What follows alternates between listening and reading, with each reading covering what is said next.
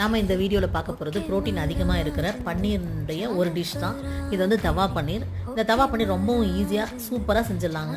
ஒரு 10 நிமிஷம் 15 நிமிஷம் செய்கிறதுக்கு தேவைப்படும். ஆனால் வந்து இது மேரினேட் பண்ணி வைக்கிறதுக்கு மட்டும்தான் ஒரு 1/2 hour தேவைப்படும். கொஞ்சம் அதிகமாக ஒரு நாளும் தப்பு இல்லை. இது பார்த்தீங்கன்னா நான் வந்து 400 கிராம் பன்னீருக்கு நான் உங்களுக்கு செஞ்சுட்ருக்கேன் வீடியோவில் காட்டுறது. ஆனால் வந்து உங்களுக்கு 200 கிராமுக்கு தேவையான அளவு மட்டும் தான் நான் கேப்ஷனில் சொல்லியிருக்கேன். நீங்களும் இது மாதிரி செஞ்சு பார்த்துட்டு எப்படி இருக்குன்ட்டு கமெண்ட் பண்ணுங்கள்.